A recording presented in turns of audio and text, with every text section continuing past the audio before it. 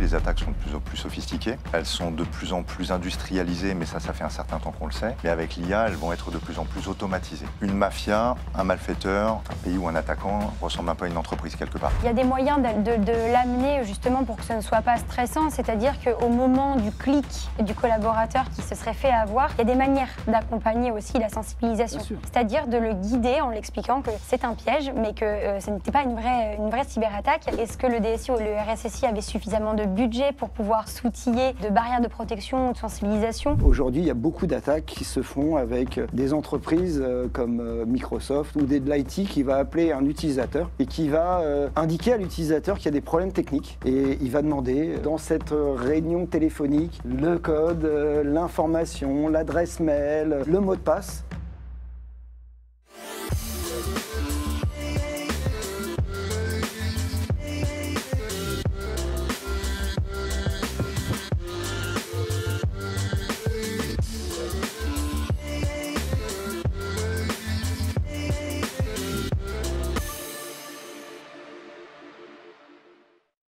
Bonsoir à tous et bienvenue sur notre émission Risque Intel Média, ce soir en partenariat avec Men in Black. Ça fait déjà quelques semaines qu'on n'avait pas eu l'occasion de se voir, je suis donc ravie de vous réavoir avec nous. Aujourd'hui, on va parler de phishing, mais plus particulièrement de phishing business, sa croissance malgré nos défenses. J'ai avec moi 3 experts qui vont s'exprimer, donner leur avis, répondre également à vos questions. Mais avant de commencer cette table ronde, peut-être leur permettre de se présenter. Et je vais commencer par toi, Cassie. Bonjour à tous, merci beaucoup de nous recevoir ce soir sur ce plateau. Cassie Leroux, je suis directrice produit chez Men in Black. Donc Men in Black, c'est quoi? C'est l'acteur qui résout le risque humain grâce à une plateforme tout en un pour protéger le collaborateur afin de protéger l'entreprise avec diverses solutions telles que protection des emails, formation et entraînement aux cyberattaques et gestion des mots de passe en entreprise. Merci. Sofiane? Alors, bonsoir, merci à Risque Intel pour cette invitation.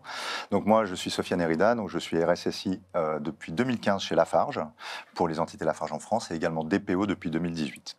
Donc une double casquette sur la protection des données, sur la sécurité, ça fait sens. Et voilà, je suis assez passionné par ce que je fais. Merci. Frédéric? Moi, Frédéric Clerc, je suis responsable de la BU cybersécurité chez CFI.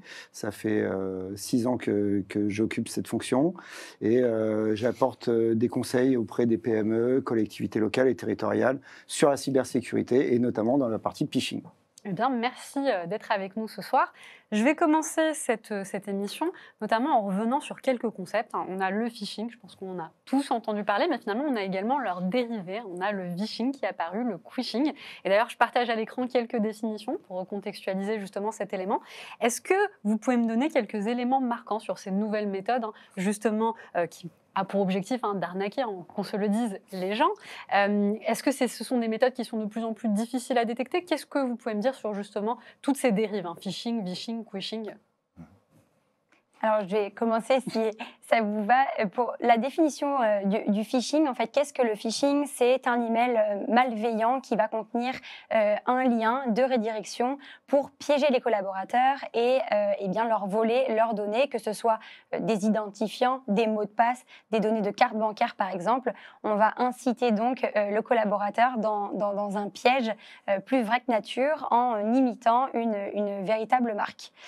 Le phishing, c'est une méthode qui est largement diffusée, mais on constate aujourd'hui qu'il y a de nouvelles formes de cyberattaques qui se propagent, et notamment le vishing. Donc le vishing, qu'est-ce que c'est? Eh bien, c'est du phishing vocal, donc du phishing par téléphone, où des hackers vont tenter d'usurper la voix d'une autorité, d'un dirigeant, de votre supérieur hiérarchique, pour pouvoir mener à bien des actions malveillantes.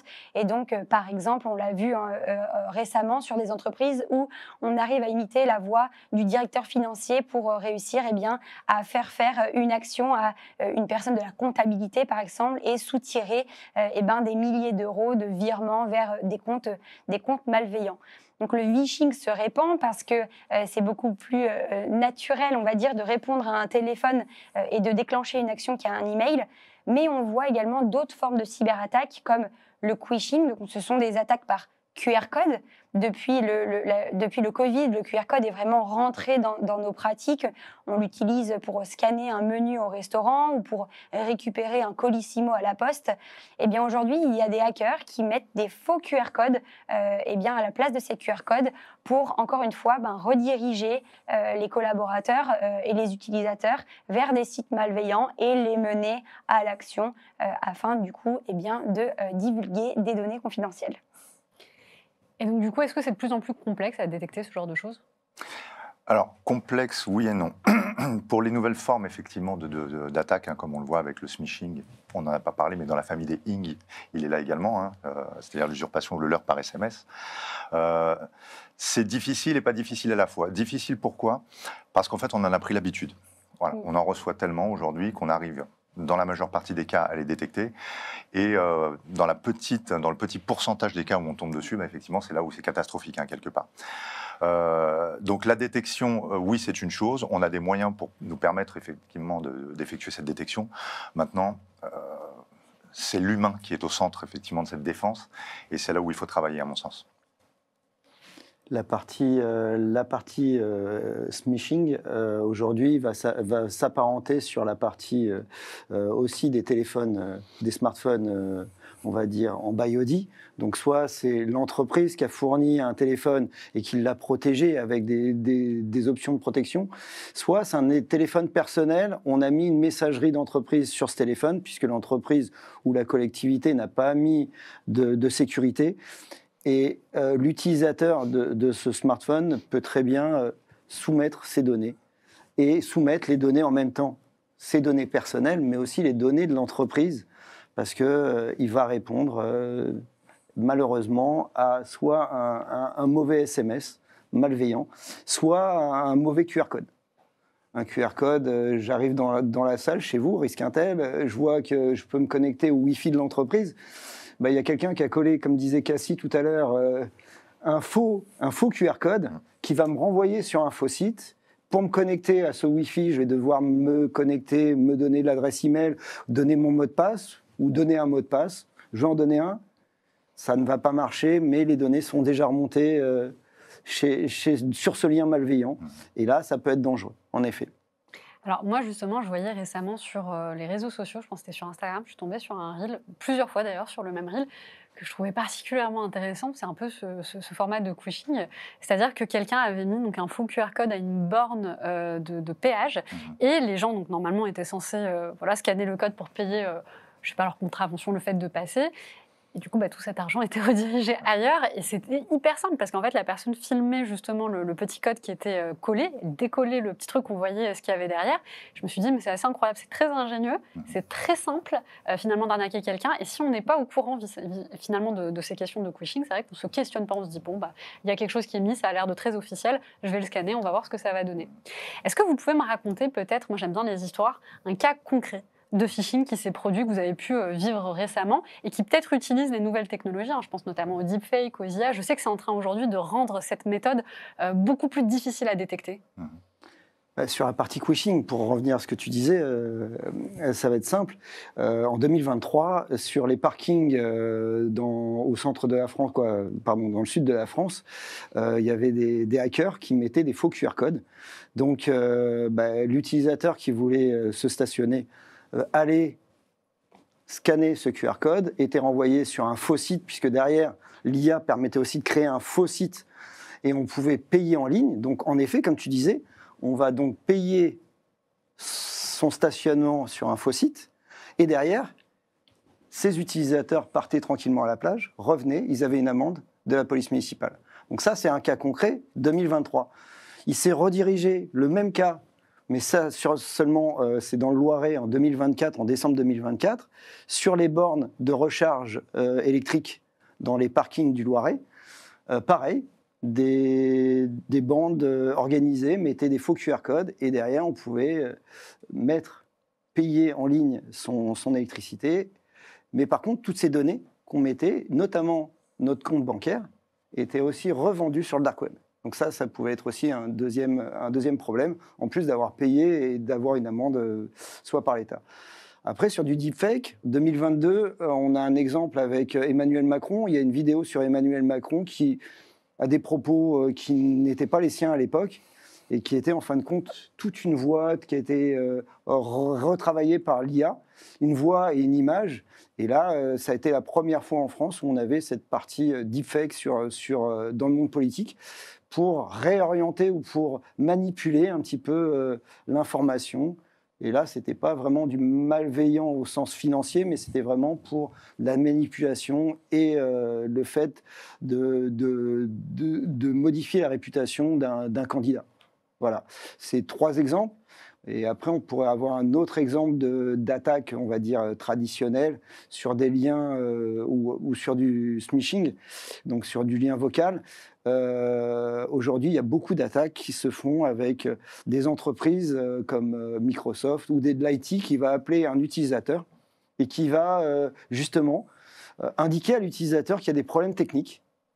Et il va demander, dans cette réunion téléphonique, le code, l'information, l'adresse mail, le mot de passe. Et donc, l'utilisateur qui est vraiment surpris va donner ces informations assez naïvement. Seulement, c'est du faux et c'est de l'arnaque. Et derrière, on a donné ces identifiants. Alors, tu as raison. Effectivement, j'aimerais compléter aussi sur la partie QR code et le phishing. On sort finalement du virtuel, puisque avec le phishing et avec toutes ces autres formes en fait, d'actes malveillants, on est face à un ordinateur. Avec le phishing et avec les QR codes, on rentre dans le monde réel. C'est-à-dire qu'on peut vraiment leurrer n'importe qui, n'importe quand, que ce soit des adolescents ou personnes âgées, en passant par n'importe quel citoyen finalement. Donc c'est là où on a de plus en plus de difficultés finalement à essayer de détecter quel est le vrai du faux dans la partie QR code, dans le monde de tout le monde. Dans le monde de l'entreprise, c'est particulier. Nous, on n'a pas eu chez Lafarge ce type d'attaque, pas encore du moins, et pourtant on installe des QR codes sur différents de nos sites, justement pour effectuer un parcours sur la partie santé et sécurité, ce qui permet comme ça de détecter où sont les personnes et si elles ont bien pris en compte effectivement les risques associés à nos métiers. On a plus tendance aujourd'hui à voir des attaques par ingénierie sociale au travers d'appels téléphoniques à nos services comptables par exemple, avec des personnes qui imitent parfaitement la voix de certains de nos dirigeants ou de certains de nos directeurs. Ça, c'est la particularité. Et on essaye d'être très vigilant, et ça, c'est compliqué de mettre en place de l'outillage également là-dessus. C'est nos helpdesk, nos supports informatiques qui prennent les appels effectivement de nos employés et qui ne sont pas capables, ou du moins qui ne sont pas outillés aujourd'hui, tout comme une banque pourrait le faire pour vous demander un certain nombre d'informations personnelles et vous identifier et vous authentifier. Aujourd'hui, on n'a pas cette capacité. Donc, on pourrait être effectivement attaqué par ce biais-là aujourd'hui.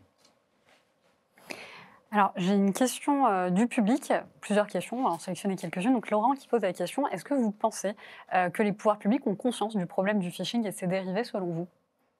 Alors, on voit aujourd'hui, il y a quand même des exemples qui sont concrets. Typiquement, aujourd'hui, il y a eu le plan Cactus qui a été mené par le ministère de l'Éducation pour bien sensibiliser dès l'école les étudiants. Donc, il y a un faux phishing qui est parti sur 2,5 millions d'étudiants en France et 200 000 d'entre eux sont tombés dans le panneau.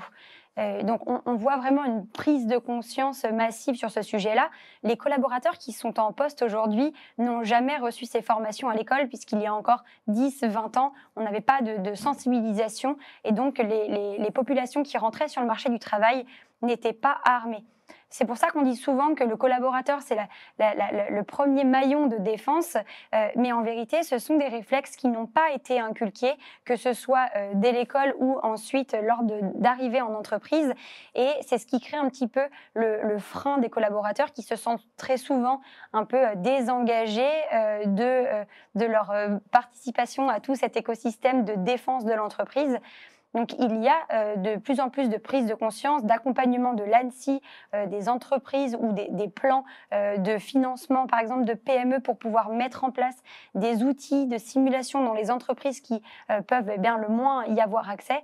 Néanmoins, ça reste encore un sujet délicat à aborder puisqu'il repose la responsabilité d'une cyberattaque sur le collaborateur et il faut encore qu'on arrive à démocratiser ce sujet plus massivement. Alors, j'ai une autre question de Ali qui demande, peut-on considérer que le MFA n'est plus suffisant pour nous protéger contre le phishing ? C'est un moyen effectivement de protéger. Est-ce qu'il est suffisant aujourd'hui ? Peut-être pas. Et encore une fois, tu l'évoquais Cassie, aujourd'hui le maillon fort mais c'est aussi le maillon faible, c'est l'humain. Donc, qu'on mette du MFA ou pas, c'est à nous d'avoir les bonnes réactions, de s'arrêter pour effectivement valider qu'on ne tombe pas dans un piège, de ne pas être leurré.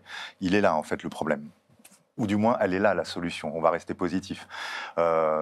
Oui, le MFA est utile. Je pense que c'est une barrière qui est indispensable, tout comme un certain nombre d'outillages et de détection périmétrique que l'on mettrait en place pour pouvoir effectivement protéger nos assets et protéger nos employés. Parce qu'in fine, c'est lui qui sera impacté. Et après, la partie MFA, aujourd'hui, il y a de l'intelligence artificielle qui peut très bien usurper la partie MFA, où l'envoi du code MFA peut être réorienté chez un hacker. Donc oui, on va mettre des outils en place dans les entreprises, dans les collectivités. Après, le premier maillon, c'est vraiment l'utilisateur. Vérifier, contrôler, savoir pourquoi on nous appelle, est-ce que c'est une bonne personne, est-ce que c'est une personne, on la connaît, on sait, alors dans un gros desk, dans un gros support, c'est peut-être difficile de connaître les personnes, mais il va y avoir des présentations, des mots particuliers, il va y avoir peut-être, j'appelle de la part du support Lafarge ou de CFI, voilà, il va falloir une présentation particulière. Et derrière, on va pouvoir bypasser. Alors, bypasser, c'est peut-être un grand mot, mais le MFA, il va falloir le garder, mais ça ne sera pas suffisant. Voilà, aujourd'hui. Je voudrais rajouter une chose, effectivement, le MFA n'est pas suffisant, ou du moins ne sert à rien quand on a affaire à de l'ingénierie sociale. Donc concrètement, quand on a une personne, et c'est ce qui nous est arrivé en interne, c'est une histoire qui m'a marqué, puisqu'effectivement, une personne de la comptabilité qui était responsable reçoit un appel d'un prétendu directeur, de son prétendu directeur. Quelques minutes après, elle se rend compte qu'effectivement, ça n'est pas lui. 2 minutes après, elle reçoit un appel d'un avocat, se prétendant être l'avocat du directeur qui l'avait appelé. Et elle s'est vue, on va dire, harcelée au téléphone pour obtenir des informations sur une prétendue opération qui allait avoir lieu. Je peux vous assurer que quand on récupère l'employé suite à cet appel, quand elle nous alerte et quand elle nous évoque effectivement le sujet, elle était traumatisée. Donc, le MFA ne sert à rien dans ces cas-là. C'est vraiment quelque chose qui peut être impactant pour l'humain. Et encore une fois, je reviens à l'humain parce que c'est vraiment le maillon essentiel de de la chaîne de tous ces actes malveillants qui arrivent aujourd'hui. Alors justement, tu fais bien de parler du maillon essentiel qui est l'être humain. Moi, je voulais parler notamment un petit peu de la formation. Bon, alors aujourd'hui, on a pas mal d'attaques en spear phishing, des messages WhatsApp, on a des voix qui sont dupliquées, comme ce que tu viens de nous raconter. Il y a d'ailleurs quelqu'un dans le commentaire qui disait, qui reparlait justement de ce qui s'est passé en février 2024, puisqu'il y a eu, je ne sais pas si vous vous souvenez de l'histoire, à Hong Kong, 24 millions. Celle-là, je pense que c'est le cas d'école de toutes les émissions en cybersécurité, parce qu'elle est lourde en fait. On se connecte parce qu'on reçoit un lien Teams ou Zoom ou que sais-je. On se dit, si je vois mes collègues, c'est que c'est bien eux, c'est leur voix, c'est leur visage. Pourquoi je devrais douter en fait, c'est quand même incroyable parce qu'on a toujours dit aux gens, appelez. Vérifier que c'est votre collègue, mais là on a la personne avec sa voix et son visage, c'est assez compliqué aujourd'hui de revenir sur ce qu'on disait pendant plusieurs années. Mais finalement, on a quand même viré effectivement 24 millions d'euros, c'est énorme, c'est assez important. Et donc, moi, ma question était de savoir qu'est-ce qu'on fait en termes de sensibilisation, comment on va former aujourd'hui des collaborateurs quand on a ces nouvelles méthodes qui apparaissent. Et d'ailleurs, Jérôme pose la même question puisqu'il dit, est-ce qu'on peut vraiment se protéger de ce type d'attaque ? Une bonne question. Se protéger, oui. Alors, il y a les outils, on en connaît tous, qui font très bien leur travail. On a les process, la formation en fait partie. Nous, chez Lafarge, on a pris le parti, effectivement, de faire des formations et des sensibilisations à la cybersécurité, d'une manière générale, et sur des thématiques particulières en fonction de l'actualité. Ça pourrait être sur les messageries WhatsApp, ça pourrait être sur le phishing, ça pourrait être sur les ransomware, tout dépendra effectivement de ce qu'on attend. Pour moi, la base même, effectivement, de la protection, c'est l'entraînement, mais un entraînement intensif. Dans le sens où former, c'est une chose, mais entraîner les gens comme à l'identique d'un exercice de gestion de crise. On est un peu sur le même principe. Et on l'a effectué, c'est-à-dire, on multiplie les campagnes de faux phishing en interne. Alors, je ne donnerai pas le nom parce que si j'ai certains collaborateurs qui écoutent, ils auront forcément ensuite l'information. Mais en tout cas, plus on en fait, plus on se rend compte que les informations rentrent, plus on se rend compte que les taux sont non pas en baisse, mais très disparates en fonction des sujets. Donc, selon effectivement la nature du phishing qui est envoyé et le momentum, on n'envoie pas, si on envoie effectivement un phishing à Noël pour des livraisons de colis, on tombera souvent dans le panneau. Et si on utilise en plus de ça des phishing très ciblés, et ça aussi, ça fait partie quelque part de la défense, hein, c'est l'entraînement et le ciblage très précis, effectivement, de la formation ou de l'information qu'on doit faire passer, ça fonctionne bien. Le phishing fonctionne bien. Je vous donne un cas d'école. On utilise un outil de messagerie qui est Zoom. La dernière campagne de phishing était autour de Zoom, justement. Et on demandait aux personnes, via une notification qu'ils recevaient par email, d'aller chercher le dernier compte-rendu de leur réunion. Le taux a explosé. Ah. Donc, parce qu'on est habitué, effectivement, à l'utilisation de ces outils en interne.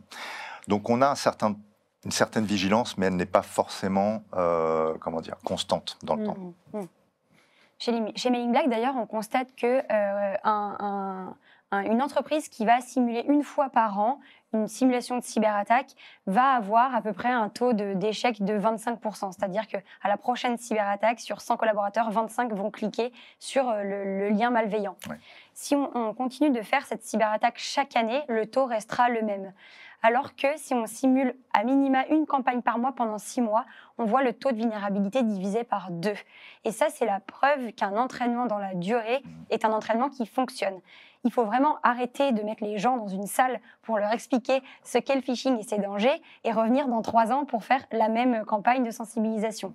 Aujourd'hui, on a quand même des techniques d'approche, d'entraînement des collaborateurs qui se font dans la durée en variant, comme tu le disais Sofiane, les modèles, en jouant sur, une fois le sentiment d'autorité, de peur, d'appât du gain, gagner un iPhone, gagner des chèques vacances avec votre CSE, découvrez en pièces jointes les salaires des collaborateurs dans l'entreprise et vous verrez qu'en fait, en variant les typologies, justement, ce ne sont pas les mêmes populations qui vont répondre présentes ce jour-là.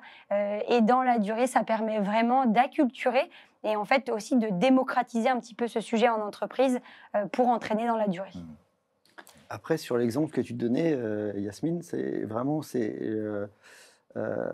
dans cette réunion où 24 millions sont partis dans la nature, le collaborateur qui a reçu l'ordre de son directeur n'a pas eu la présence d'esprit de contrôler ce qui a été demandé dans la réunion. Pourquoi ? Parce que c'était une autorité, c'était un patron, c'était un PDG qui demande de faire un virement exceptionnel pour un achat secret d'une quelque chose.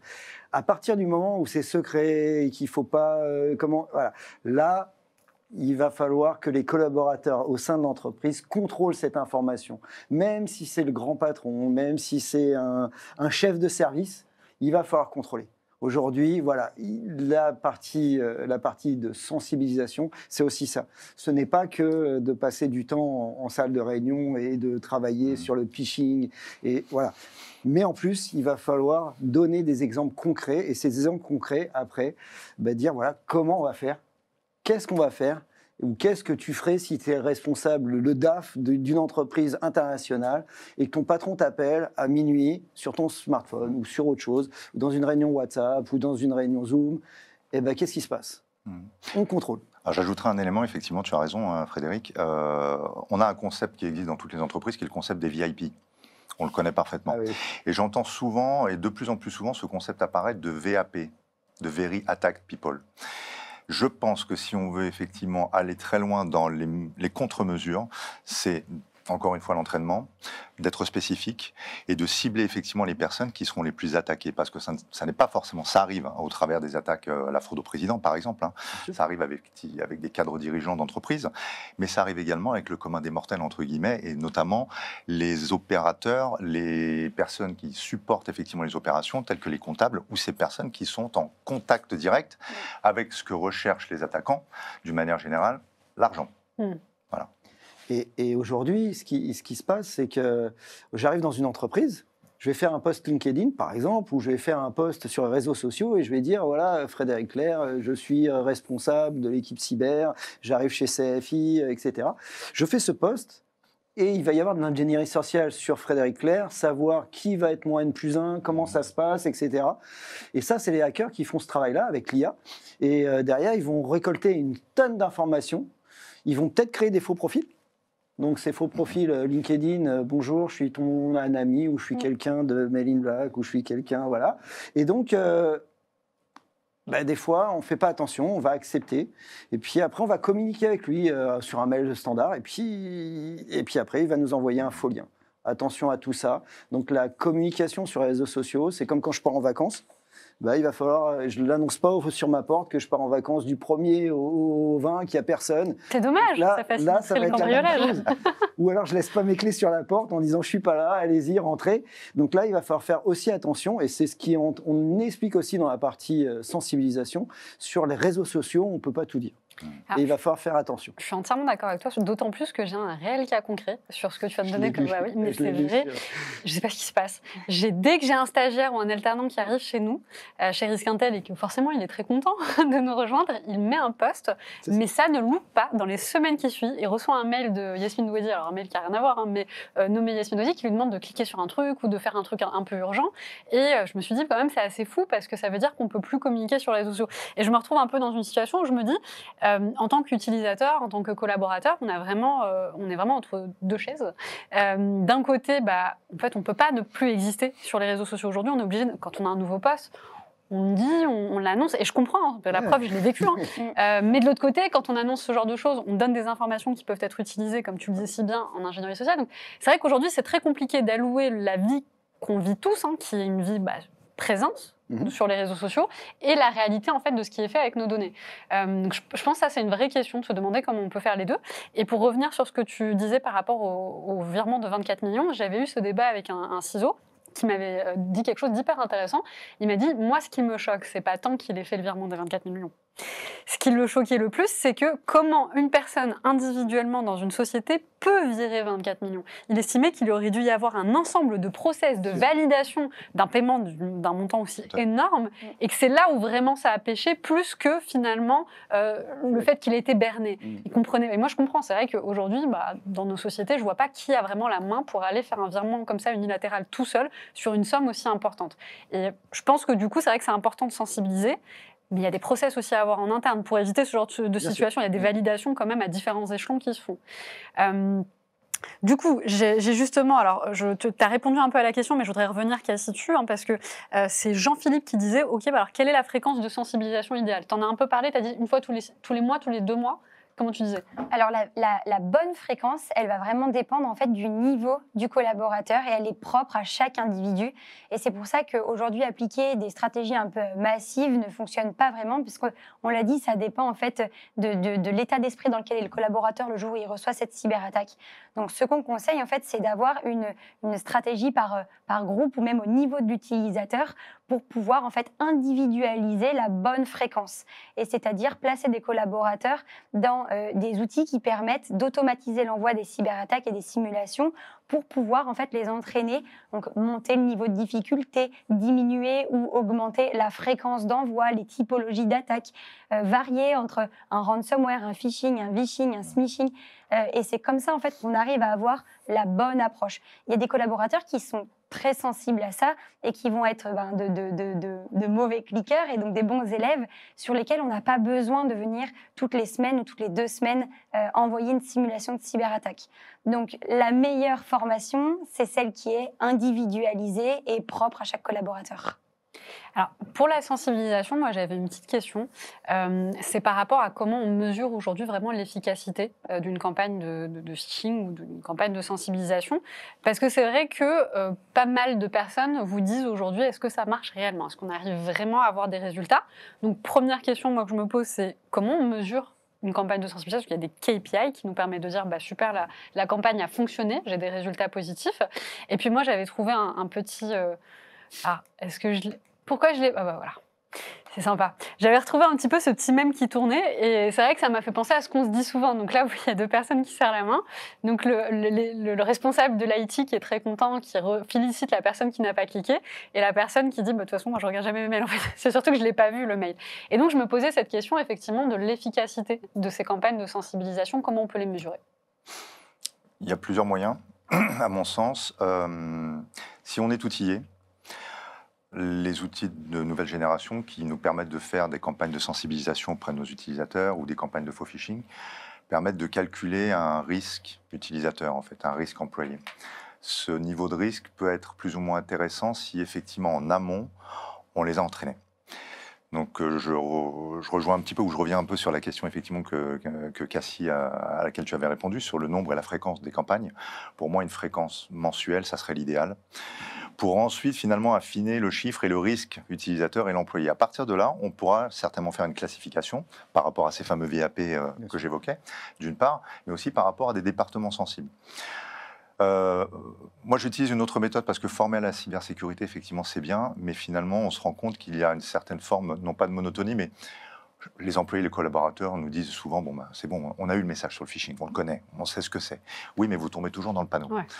Donc, j'ai la chance d'être DPO également, donc je mixe en fait mes formations entre la protection des données à caractère personnel et le RGPD, et la cybersécurité et la partie vraiment purement opérationnelle. Et quand on fait un mix des deux, quand on arrive à trouver un bon milieu, finalement, on arrive aussi à sensibiliser d'une autre manière sur la protection des données. Ouais. Donc, du virtuel, du présentiel, des campagnes de phishing, on mixe un peu tout ça et finalement, on obtient... Alors, encore une fois, le résultat n'est pas 100% efficace. On a forcément des moments où on est piégé pour plein de raisons. Parce qu'on a aussi une surcharge de travail, parce qu'on peut avoir une surcharge mentale. Nous, en tant que professionnels, effectivement, en entreprise, tout doit aller vite et tout doit être vite fait et bien fait. Donc, le piège est facile dans certains moments. C'est là où il faut être aussi un peu vigilant par rapport à ça. Alors justement, moi, je voulais partager à l'écran pour le public qui est en train de nous suivre donc, un screen issu directement du baromètre cyber 2025 de Mailinkpack qui reprenait justement la perception du risque chez les collaborateurs. Donc je laisse les spectateurs en prendre connaissance. À gauche, on a justement en pourcentage les actions qui sont faites par les collaborateurs et à droite, on a les sujets qui piègent le plus les collaborateurs parce que forcément, et tu le disais tout à l'heure, en fonction des messages qui vont être utilisés, il y a des choses qui vont attirer beaucoup plus du monde. Et Sofiane, tu disais également, par exemple, dès qu'on approche de Noël, quand on a des colis ou des choses, on est beaucoup plus tenté de cliquer. Il va y avoir la prime de Noël ou la prime d'intéressement. Il va y avoir des sujets qui intéressent tous les salariés de l'entreprise. Celui-là, beaucoup vont cliquer, vont ouvrir, vont essayer de savoir combien ils vont gagner en plus, ou une prime, ou quelque chose. Donc ça va marcher. Par contre, si on parle des grèves, ou si on parle encore une fois du Covid en 2025, peut-être que ça ne marchera pas du tout, parce que les gens ne sont plus intéressés. Il n'y a pas vraiment une crise Covid. Il y a eu une mini-crise Covid en début en janvier, mais il y a plus, on n'est plus chez nous, à être terré chez nous comme en 2020. Donc voilà, les sujets, il va falloir choisir ces sujets. Il va falloir aussi choisir ces sujets en fonction de l'entreprise, en fonction des outils de l'entreprise, parce que c'est pareil. Donc Sofiane utilise Zoom, c'est ce que tu disais. Je ne vais pas faire une attaque de phishing en demandant, par exemple, quels sont vos logins et mots de passe ou connectez-vous à Teams. Donc ça ne va pas marcher. Donc là, déjà, il va falloir apprendre des entreprises ou des collectivités et après simuler des attaques réelles auprès de ces entreprises. Et ne pas suivre aussi, selon moi, uniquement l'indicateur du nombre de collaborateurs qui sont tombés dans le piège. Il y a d'autres indicateurs qui sont intéressants aussi à suivre sur une simulation de cyberattaque, notamment, pour revenir au même que tu présentais, le nombre de collaborateurs qui ont reporté la simulation d'attaque.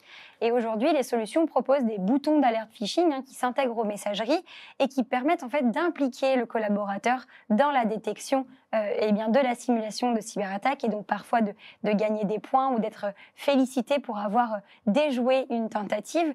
Et ça permet d'avoir aussi une autre approche de la simulation de la cyberattaque et de gamifier un petit peu en entreprise. Et on peut du coup entendre à la machine à café et moi je me suis pas fait avoir, t'as vu, je l'ai détecté. Et ça change aussi cette approche. Donc ça, c'est un KPI aussi intéressant, c'est le nombre de collaborateurs ayant déjoué l'attaque et donc qui ont vraiment vu l'email et cette fois qui l'ont reporté. Et un troisième indicateur intéressant aussi, c'est de suivre du coup le nombre de collaborateurs qui ne se sont plus fait avoir. Et ça prouve du coup l'efficacité de l'implémentation de la formation qu'on peut combiner aussi avec un e-learning plus traditionnel et de voir justement l'impact que ça peut avoir sur un collaborateur qui peut-être s'est fait piéger 2, 3, 4 fois, mais qui depuis 6 mois ne s'est plus fait avoir. Et ça, c'est des indicateurs aussi intéressants. C'est vrai que pour moi, l'indicateur de la personne qui reporte est plus importante que le nombre de personnes qui n'ont pas cliqué. Exactement. Oui. Parce qu'entre les personnes qui ne l'ont pas vu, la personne qui dit « je reviens dans 5 heures », mais entre-temps, on lui a dit que c'était une campagne de phishing, je suis d'accord, c'est beaucoup plus pertinent. Après, il y a un dernier indicateur, moi, qui m'intéresse beaucoup, c'est savoir à quel moment l'utilisateur s'est fait hacker ou rançonner ou hameçonner. Donc, est-ce que c'est le soir après 20 heures ? Est-ce que c'est la nuit ? Est-ce que c'est le week-end ? Est-ce qu'il était autorisé à utiliser sa messagerie? Parce que si on parle de messagerie d'entreprise le week-end, voilà, ça c'est important. Et ça, après, on peut faire un retour auprès du CODIR en leur expliquant qu'il faudra mettre peut-être des outils en place ou une sensibilisation plus importante ou alors mettre des règles plus importantes dans leur entreprise ou dans leur collectivité. Ça, c'est important. Pourquoi? Parce qu'à 23h, si je regarde des mails professionnels, est-ce que j'ai le droit de regarder des mails professionnels à 23h? Oui, peut-être. Je suis cadre, ok, je dois le faire. Mais est-ce que je devais avoir, par exemple, sur ce smartphone ou sur ma tablette ou sur mon ordinateur, est-ce que c'était bien la tablette et l'ordinateur de l'entreprise ou est-ce que c'était mon ordinateur personnel? Est-ce que la messagerie professionnelle était sur mon ordinateur personnel? Voilà. Il y a tout ça qui va rentrer en compte aussi. Donc ça, pour moi, c'est très important, parce que derrière, on va aussi changer, on va faire changer. Alors, je ne parle pas des grosses entreprises comme toi, Sofiane, mais je parle aussi des PME, je parle aussi des petites collectivités qui n'ont pas d'informatique et qui ont besoin d'avoir cette information aussi. Voilà. Alors, je partage également à l'écran d'autres sources qui proviennent du baromètre cyber. Je trouvais ça assez intéressant. Je voyais qu'entre 2023 et 2024, on est passé de 142 mails donc de cybercriminels à 149 millions. On parle de millions, 142 millions à 149 millions, c'est quand même assez important. Et la répartition des mails sur 2024, on est quand même sur du 2,4% qui étaient donc des cyberattaques sur les mails qui avaient été envoyés. Je trouvais ça assez intéressant à partager comme chiffre. Sur la prochaine question, on est on est synchro avec le public parce que finalement, Hussein a posé ma question. La prochaine fois, Hussein, tu pourras venir faire les questions à ma place, parce que c'est exactement ma prochaine question. Donc moi, ma question, c'était de savoir, est-ce que les attaquants, donc on le sait, les attaquants utilisent de l'IA aujourd'hui pour automatiser les mails du phishing. T'en parlais un petit peu, Frédéric, tout à l'heure, tu disais typiquement, ils vont scanner un peu ce qu'on fait sur les réseaux sociaux, ils automatisent tout ça, ils envoient des mails, et donc forcément, ça fait que le phishing a énormément augmenté. L'IA est venue les aider. Et donc Hussein pose la question que je comptais également poser, c'est est-ce que nous, de notre côté défenseurs, on utilise également l'IA pour finalement se défendre? Alors, en entreprise, on fait toujours confiance effectivement aux outils qu'on acquiert, qui sont de plus en plus développés, qui développent également des solutions basées sur de l'intelligence artificielle. Et ça va être nécessaire dans le futur parce qu'aujourd'hui, les attaques sont de plus en plus sophistiquées, tu le disais. Elles sont de plus en plus industrialisées, mais ça fait un certain temps qu'on le sait. Mais avec l'IA, elles vont être de plus en plus automatisées. Une mafia, un malfaiteur, un pays ou un attaquant ressemble un peu à une entreprise quelque part. Et donc industrialiser, automatiser aujourd'hui son business, c'est créer par exemple des ransomware as a service, du phishing as a service, et utiliser l'IA justement pour accélérer cette automatisation et cette application du coup en entreprise et son déploiement. Au travers de quoi? Au travers des fuites des données qui ont été récupérées, utilisées par l'intelligence artificielle pour entraîner effectivement ces outils et permettre du coup ces attaques de plus en plus nombreuses, sophistiquées. Peut-être effectivement parce qu'on rencontre de moins en moins de fautes d'orthographe, par exemple. C'était le biais à une époque, qui ne l'est plus aujourd'hui, mais qui vont être de plus en plus nombreux. Et on le voit au travers des chiffres que tu as présentés. Alors oui, c'est plus nombreux parce qu'aujourd'hui, on a vraiment le as a service, le phishing as a service. Donc, on va acheter, beaucoup de personnes peuvent acheter sur le dark web des kits tout prêts. Fait par aujourd'hui, on est vraiment dans un mode industriel où il y a des entreprises ou des hackers qui vont créer un kit complet de phishing ou de hameçonnage et derrière, ils vont le vendre ou demander une participation à des gens qui n'ont aucune connaissance informatique et qui vont pouvoir acheter ces kits pour pouvoir justement attaquer. Et c'est là où on passe de 142 millions à 149 millions. Pourquoi? Parce qu'il y a beaucoup de gens qui achètent ces kits tout prêts. Oui. Et après, derrière, ta question aujourd'hui, c'était est-ce que dans la défense, on met de l'IA? Oui, on met de l'IA. On va mettre de l'intelligence, du machine learning, notamment pour, par exemple, savoir si Sofiane, qui est en France, qui travaille en France, si c'est connecté, par exemple, en Chine, est-ce que c'est normal, pas normal? La machine learning va dire, ah bah non, c'est pas normal, donc ce mail, il ne va pas être validé ou ces informations ne seront pas validées. Donc il va y avoir la localisation, il va y avoir le contenu. Parce que Sofiane, quand il va écrire plein de mails, le machine learning va apprendre un petit peu les propos de Sofiane ou de Cassie, par exemple. Ça va être la même chose. Et donc, quand un mail va être généré par l'intelligence artificielle des hackers, on va parler comme ça, peut-être qu'il n'y aura pas la même intonation. Donc là, l'intelligence artificielle des défenseurs va pouvoir dire « Ah, il y a peut-être quelque chose, et va mettre voilà, le mail ou les informations en attente et à être débloqué sur la partie IT. Voilà. Et on va vraiment vers une évolution des méthodes de défense. J'aime bien dire qu'entre les années 2000 et 2010, on avait encore cette image du hacker qui, dans son garage, écrivait un email, une cyberattaque pour aller cibler une entreprise. Aujourd'hui, on n'est plus dans une guerre de hackers contre collaborateurs, on est dans une guerre d'IA contre IA. Donc ce sont des hackers qui utilisent des technologies avancées pour diffuser massivement des cyberattaques de plus en plus pointues, mais en face, la défense, elle s'est aussi organisée. Chez Mailing Black, notre solution Protect, par exemple, qui protège les boîtes mail des collaborateurs en entreprise, s'est dotée ces 10 dernières années d'intelligence artificielle qui, comme le disent Sofiane et Frédéric, vont venir faire, par exemple, une triple analyse basée sur de l'IA morphologique, sémantique, du contenu de l'email et de la page de redirection pour stopper le phishing.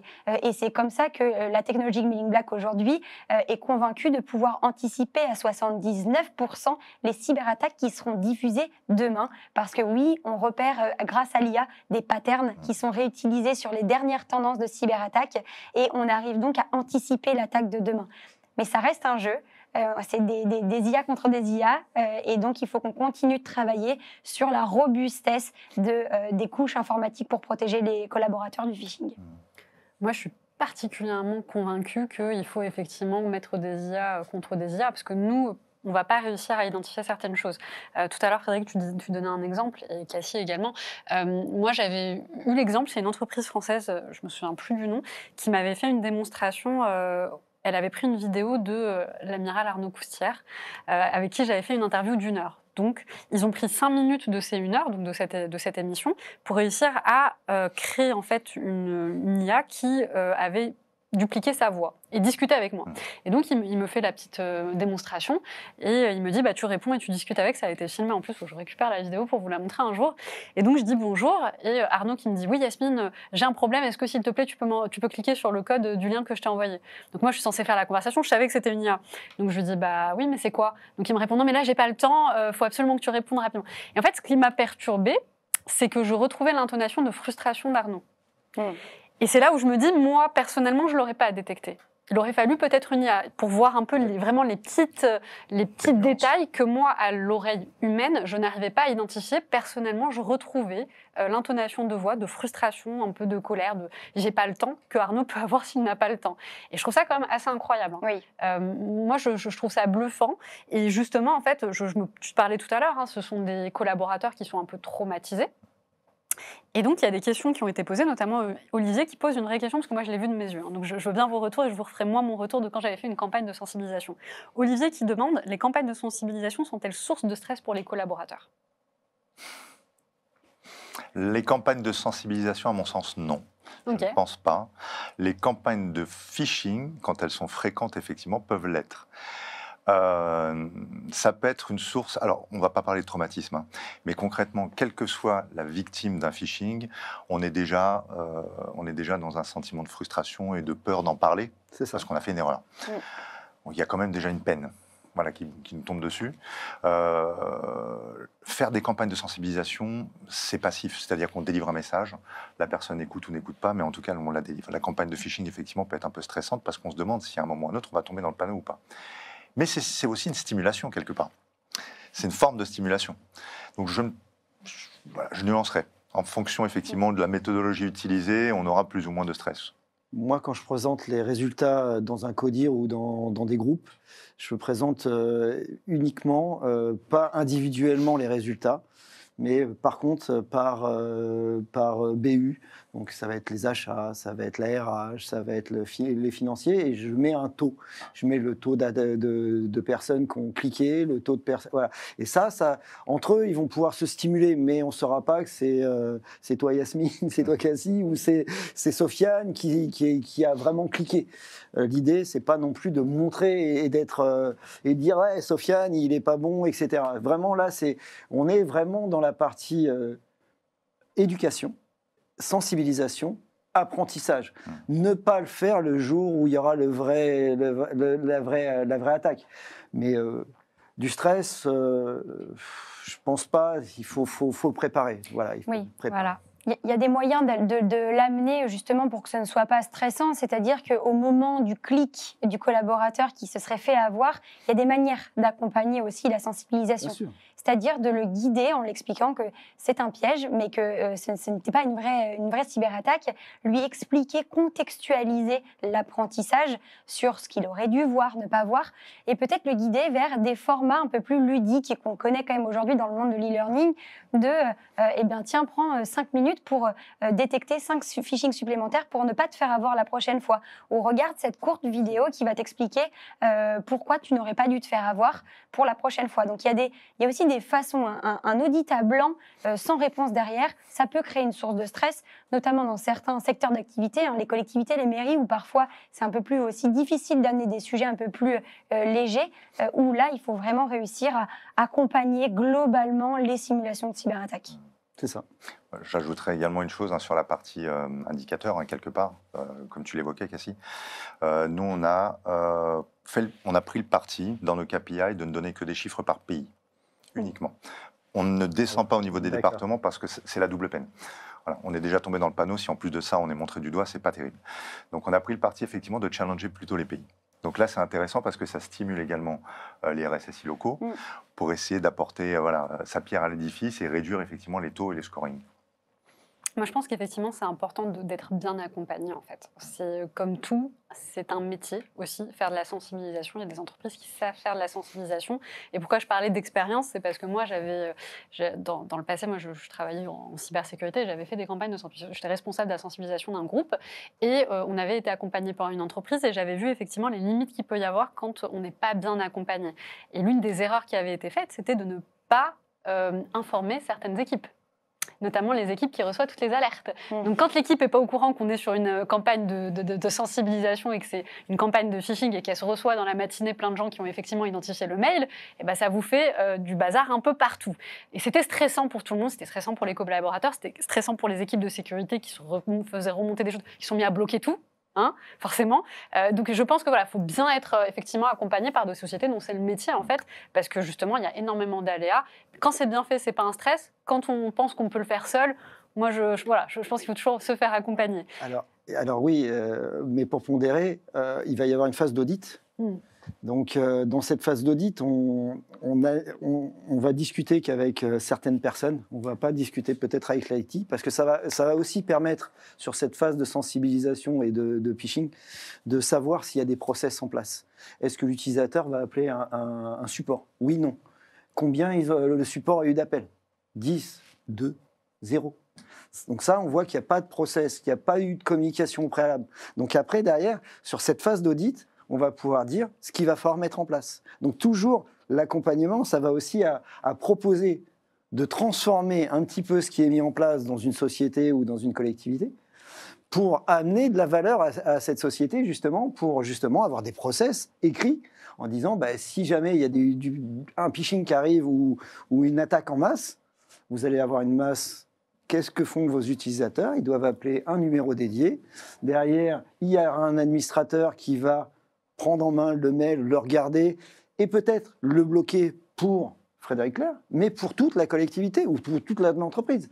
Parce que derrière, si on bloque que le mien, mais la même attaque a été faite chez Cassie, Cassie elle va cliquer sur le mail. Donc il va falloir regarder aussi tous ces process-là. Et c'est par la sensibilisation et le phishing, moi ça me permet d'auditer aussi ce qui est fait dans les entreprises. Voilà. Donc oui, peut-être sur la phase d'audit, un peu de stress des équipes, c'est vrai.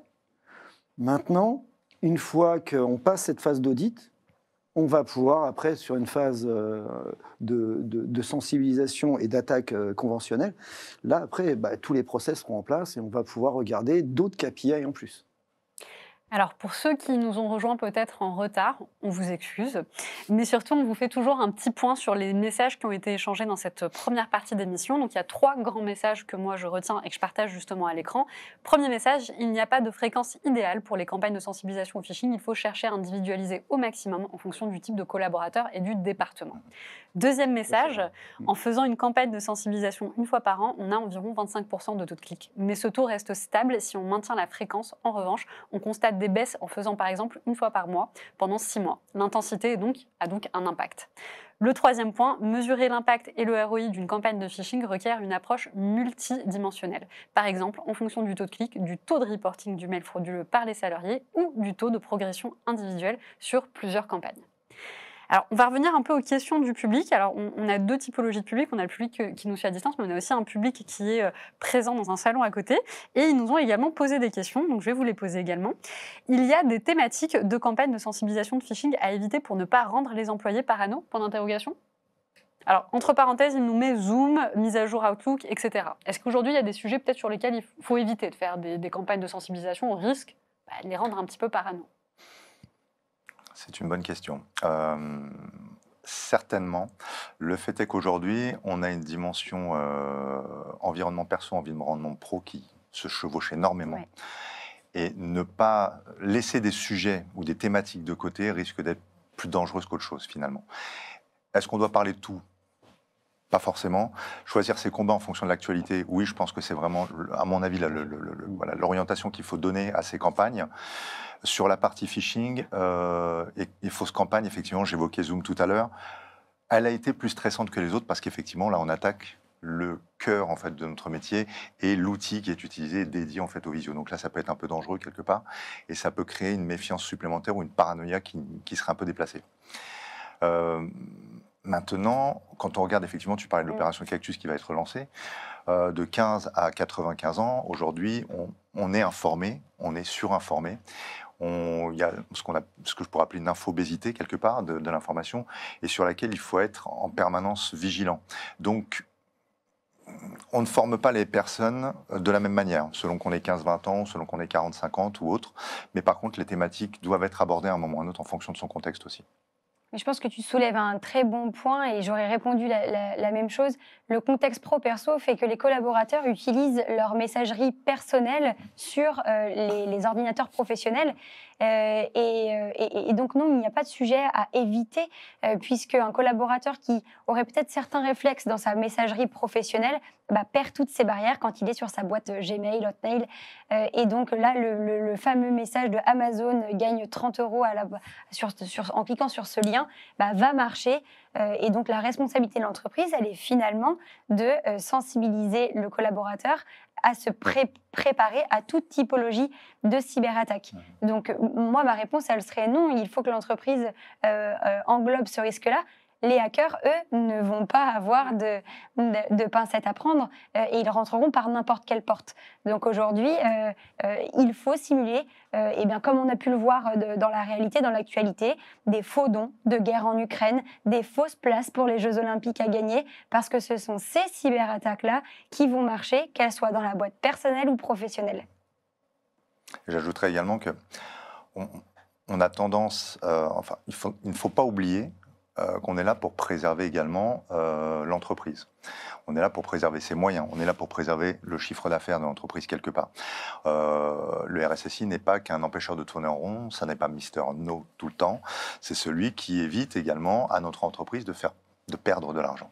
Donc mettre les moyens et stimuler, je ne dirais pas agresser, mais stimuler nos employés sur la détection, c'est très important et parfois effectivement, je ne dirais pas qu'il ne faut pas prendre de pincettes, bien évidemment, mais les pousser un petit peu dans leur retranchement pour créer des réflexes, finalement, conditionnés.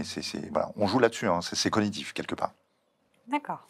Alors, on a une autre question. Qui porte la responsabilité en cas de cyberattaque via un phishing dans une entreprise ? Faut-il responsabiliser l'utilisateur ? Qu'est-ce qui se passe ? Quand on a identifié d'ailleurs la personne, voilà, on sait que c'est déjà, l'utilisateur est au plus mal. Déjà, celui qui a cliqué est au plus mal. C'est une victime. Il va falloir l'aider psychologiquement. Donc ça, il faut le savoir. C'est vraiment... il y a un vrai travail psychologique sur l'utilisateur qui a cliqué. Après, sur toute l'entité, il va falloir aussi travailler psychologiquement parce que après, derrière, si ça repart, si l'entreprise repart, les collaborateurs vont plus vouloir cliquer, vont plus vouloir lire de mails. Donc, ils vont avoir une peur bleue. Donc, il va falloir les accompagner aussi à la transformation de l'après-attaque.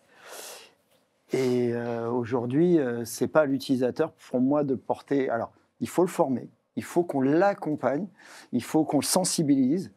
Il va y avoir des outils dans l'entreprise. Après, il y a de la responsabilité qui va être, je suis désolé pour toi, Sofiane, le RSSI porte une responsabilité, le DSI va porter une responsabilité aussi.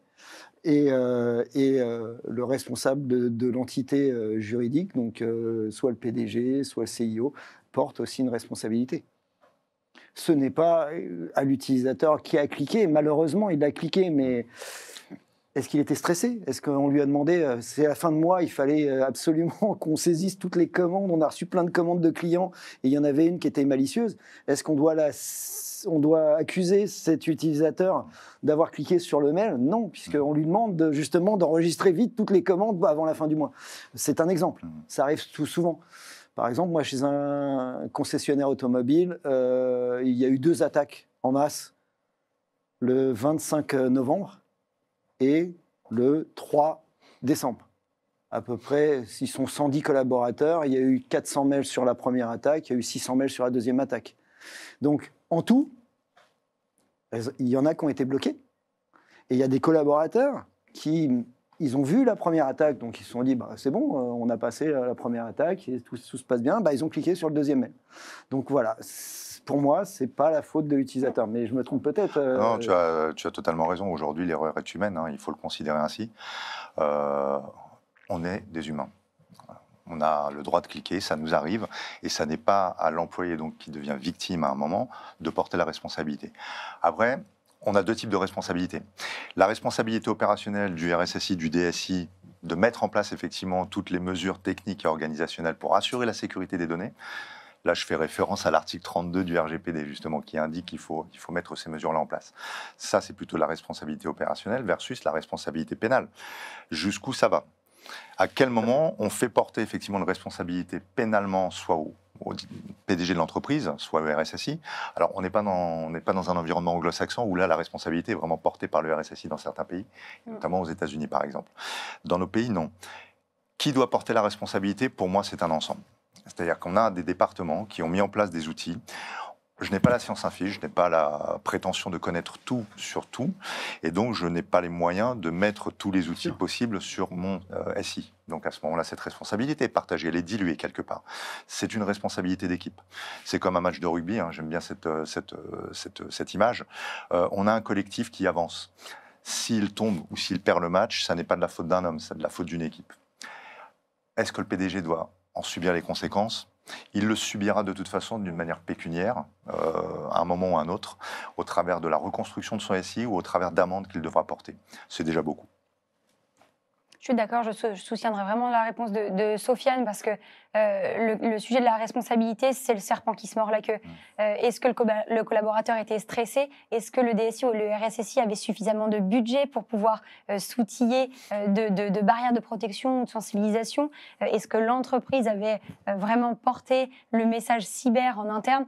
C'est souvent la balle, en cas de cyberattaque, elle va être rejetée. Beaucoup de personnes vont se montrer du doigt. Et donc, comme tu dis, Sofiane, pour moi, c'est une responsabilité qui est partagée. Aujourd'hui, il faut savoir, il y a des chiffres en France qui disent qu'une PME, on va parler de PME, qui subit une attaque, réussie, 60% des PME vont disparaître ou vont déposer le bilan dans l'année qui suit. Donc, aujourd'hui, accuser le collaborateur qui a cliqué, non, c'est vraiment l'équipe. Voilà, c'est l'entreprise. Parce qu'on voit qu'il y a des entreprises, par exemple, là, il y avait une entreprise du côté d'Angers, Octave, qui 38 salariés. Donc voilà, alors je ne sais pas si c'était une attaque de phishing, mais en tous les cas, ils ont eu un hacking, et derrière, ils ont déposé le bilan. C'est toute l'entreprise, c'est tous les collaborateurs qui subissent le fait de cette cessation d'activité. Ils perdent tout. Donc voilà, il faut aussi penser à tous ces gens. Et il faut aussi que les responsables de ces sociétés mettent les moyens, parce que derrière, c'est vrai qu'on est encore dans certaines PME, je suis une petite PME française, personne ne va m'attaquer, je ne suis pas connu, pourquoi on va m'attaquer? Et il y a encore des dirigeants qui pensent ça. Il faut changer un petit peu aussi cette fonction. Comme tout à l'heure, tu disais, on est en train de former aussi les nouveaux arrivants dans le monde du travail, les lycéens, avec la formation Cactus, eh ben, il va falloir aussi former nos dirigeants à remettre aussi de la valeur auprès des DSI, auprès des RSSI, sur la cybersécurité. La cybersécurité, elle n'est pas là pour réfréner le métier ou les métiers ou en tous les cas la vente ou le business de l'entreprise. Elle est là pour sécuriser l'entreprise dans le sens large. Voilà. Alors justement, on sait que le phishing repose souvent sur des principes psychologiques. On en a un petit peu parlé depuis le début. Forcément, donc c'est ce qui va permettre en fait d'amplifier le taux de réussite. On va aller sur de la personnalisation, jouer sur les émotions. Quelles sont les recettes les plus efficaces utilisées par les attaquants et comment en fait on peut les contrer? Alors chez Mailing Black, le biais cognitif qui fonctionne le mieux, parce qu'on parle de biais cognitif, les hackers jouent avec les émotions pour faire en sorte que l'attaque aboutisse le plus vite possible. Eh ben, le biais cognitif le plus utilisé, c'est celui du stress. C'est-à-dire que dans une cyberattaque, on va inscrire « Changez votre mot de passe sous 24 heures pour continuer d'accéder à vos emails ». Et ce registre du stress qui va créer un sentiment de « il faut que je le fasse très vite, sinon je ne pourrai plus travailler », fait que dans 18% des cas, les collaborateurs vont se faire avoir. Et ça, c'est un biais cognitif qui est très fort.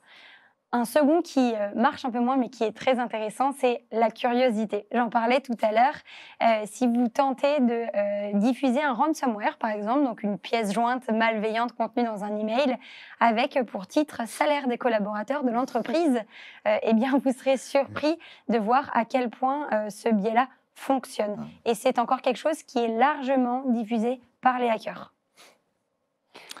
Vas-y, Sofiane. J'ajouterais effectivement sur les biais, on a un biais comportemental très fort, puisque en se mettant à la place de l'attaquant, et si demain je devais effectivement faire du mal à quelqu'un, tu parlais de recette, on va la concevoir cette recette. Le hacker ou l'attaquant doit avoir une bonne dose d'aplomb, une posture importante, quelques grammes d'informations personnelles, parce que c'est important aussi de jouer sur la connaissance de sa cible, et une petite pincée d'autorité de persuasion. Ça, c'est quelque part les fondations qui vont permettre ensuite à l'attaquant de pouvoir jouer sur l'urgence, sur la curiosité, sur tous les éléments que tu évoquais, Cassim. Alors, je partage à l'écran justement les cibles privilégiées, parce que finalement, on a aussi des cibles privilégiées, des zones qui sont plus touchées. Donc, à l'écran, vous pouvez voir et à gauche donc les métiers les plus visés, et à droite, vous avez les départements les plus attaqués. Donc, finalement, tout le monde, quelque part, n'est pas logé à la même enseigne. Et justement, on se disait tout à l'heure, vous parliez des émotions. Moi, j'avais eu un cas que je trouve, pour le coup, a bien fonctionné. J'ai été sauvée par un rendez-vous, en fait, qui devait arriver. Et bien, sous un des posts, j'avais une personne qui avait commenté en disant « Mais c'est n'importe quoi ce qui est dit dans ce post, tout est faux ». Il me met un lien d'article. Forcément, moi, je suis prise un peu de stress. Je me dis, oulala, j'ai peut-être manqué quelque chose, peut-être que j'ai pas vu une information, je suis en train de dire n'importe quoi, qu'est-ce qui se passe? Mais en fait, j'avais une réunion, donc moi, je ne pouvais pas, vraiment, on parle de quelques secondes, je ne pouvais pas cliquer sur ce lien, et donc j'envoie un message à un collaborateur en lui disant, tu demandes à un journaliste d'aller vérifier ce qui se passe sur cet article-là. Et je rentre dans mon point. Et en sortant, en fait, de ma réunion, on m'indique que la personne malheureuse qui a cliqué sur ce lien, les minutes qui ont suivi n'avaient plus accès, en fait, à son LinkedIn. Voyez, et j'ai trouvé quand même ce biais assez intéressant parce qu'ils ont joué, je pense, sur un peu la frustration, la colère, le sentiment de honte. On a dit quelque chose, on a fait une bêtise et on a envie de voir un peu quelles sont les informations pour régler finalement ce qu'il y a dans ce post. Alors du coup, on n'y prend plus. Maintenant, je clique plus sur les liens qu'on me met en commentaire, mais je dois avouer que j'avais pas pensé à celui-là. Autant le mail, je le voyais arriver, autant comme ça devant tout le monde, sous un post, c'est-à-dire qui était visible par tout le monde, je ne l'attendais pas celui-là. Mais un autre type d'exemple visible par tout le monde et un autre biais cognitif, c'est aussi l'appât du gain. Dans notre outil cybercoach de simulation de cyberattaque, on a une simulation de QR code par QR code qui est une affiche qu'on affiche dans les locaux des entreprises avec l'appât du gain, donc CSE, gagner des forfaits pour le ski, gagner une boîte cadeau pour Noël avec un QR code. Et souvent, c'est sous nos yeux, c'est béant. Et donc, on fait tomber toutes nos barrières et tous nos réflexes cyber qu'on a pu acquérir et on va aller scanner parce qu'il y a un lot à gagner. Et là aussi, le stress, l'appât du gain, la curiosité, c'est souvent ces principaux biais cognitifs qui sont utilisés. Et puis surtout, je pense qu'il y a quelque chose où on se dit, c'est visible partout, ce n'est pas caché, donc ce n'est pas illégal. Ce n'est pas malveillant, parce que sinon, ça se ferait dans l'intimité d'un message, d'un mail, de quelque chose un peu plus personnel. Je trouve ça un petit peu vicieux, mais je comprends effectivement que ça marche. Alors, pour cette dernière question, au-delà du gain financier, le phishing peut-il servir l'espionnage industriel ou l'ingérence étrangère? Alors, comment ces objectifs peuvent influer sur les tactiques des attaquants? On l'évoquait tout à l'heure, au travers effectivement de l'intelligence artificielle qui est utilisée par ces malfaiteurs, parce que ce sont des malfaiteurs, ce sont des associations de malfaiteurs, j'irai même plus loin, qui conçoivent effectivement ces outils au travers du ransomware et du XX as a service, quelque part. On est dans une industrie. Est-ce que ça peut servir effectivement? Oui. On identifie de plus en plus d'ingérence. Alors, dans certains secteurs, effectivement, pas forcément dans d'autres, mais de l'ingérence économique et de l'intelligence économique au travers de vols de données, de vols d'informations, effectivement, qui sont nécessaires pour développer d'autres industries dans d'autres pays. Donc, on peut effectivement aisément supposer que certains pays qui pourraient être considérés comme nos amis, ne le sont pas forcément de manière souterraine et sur le web. Oui, ça peut effectivement servir. Quels sont les secteurs les plus touchés? On les connaît. Est-ce que le but, à mon avis principal, pour moi c'est l'ingérence, effectivement, la récupération d'informations, mais c'est comme tu le disais également, l'appât du gain. Aujourd'hui, l'argent c'est un peu le nerf de la guerre, et c'est grâce à ça qu'on avance et qu'on continue à stimuler effectivement ces éléments pour aller encore plus loin, et pour en avoir encore plus. Donc oui, ça me semble effectivement important. Et la carte que tu montres sur les départements les plus attaqués, elle fait sens, puisqu'aujourd'hui, ce sont tous les centres de décision et tous les centres opérationnels où nos sièges sont installés. Où il y a de l'argent. Exactement. Voilà. Après, tu posais la question de l'ingérence étrangère, ça peut être dans la politique aussi. Tout à fait. On voit aux États-Unis, 2020, des élections qui ont peut-être été trafiquées ou des voix des électeurs qui ont été portées plus sur un candidat que sur l'autre, donc parce que justement on met en exergue des fausses campagnes ou des fausses informations, et voilà. Mais même en France aujourd'hui, ça se passe dans la partie politique. Et dans la partie industrielle, oui, il y a plein de vols de données, il y a plein d'informations comme tu disais, qui par exemple, si on veut construire, je sais pas, on a un projet ou on a un brevet, et ben derrière ce brevet peut être volé et être retransmis après dans des puissances étrangères. Ça peut être aussi bien la Corée du Nord, ça peut être l'Iran, la Russie, mais ça peut être aussi des pays dits amis, ça peut être des pays proches de chez nous. Ce n'est pas obligé que ça soit obligatoirement. On ne regarde pas forcément du bon côté parfois. C'est ça, des fois, oui. Donc ça, c'est important. Après, ça peut être aussi dans la partie... aujourd'hui, il y a une guerre en Ukraine, donc on va aussi essayer de... Des gouvernements vont essayer de prendre des informations sur les armes qu'on va utiliser ou qu'on a vendues en Ukraine, ou qu'on a... Voilà. Et donc, ils essayent d'apprendre sur tout ce qu'on fait. Alors, on arrive, comme je disais, à la fin de cette émission, mais justement, je voulais juste partager ces petits graphiques, parce que je les trouvais vraiment intéressants. Et effectivement, il y a un moment pour tout, même pour attaquer, apparemment. Donc, d'après justement les chiffres et les reportings, j'ai pu remarquer qu'apparemment, il y avait une forte... attaque, notamment entre minuit et 3h du matin, 17h et 23h, c'est le moment où on a le plus en fait d'attaques de phishing, en tout cas de mails de phishing. Et sur les jours de la semaine, c'est le samedi et le dimanche. Moi, j'étais particulièrement étonnée parce que je me serais dit que les jours de semaine et les jours de travailler étaient le moment où on aurait envie beaucoup plus justement d'envoyer ces mails. Finalement, pas du tout.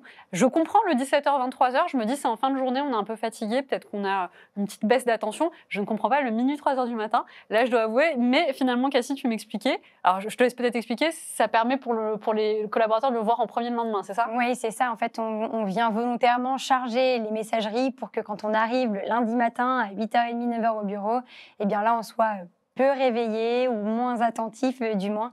Et donc la fin de journée, c'est exactement le même phénomène. Mais à l'échelle d'une année, on constate aussi que le mois de septembre, le mois de décembre, le mois de janvier, les mois de rentrée ou les mois un peu plus charnières sont aussi des mois où le volume de cyberattaques est très conséquent sur les boîtes mail. Alors moi, ça m'a appris quelque chose. c'est que ça a dû être bien étudié par les cyberattaquants. Donc, c'est vraiment des créneaux qui doivent être intéressants. Donc, moi, la prochaine fois que je fais une campagne de mail marketing pour mes émissions, je l'envoie entre minuit et 3h du matin, entre 17h et 23h, le samedi et le dimanche. Et je suis sûre que mon émission va être vue.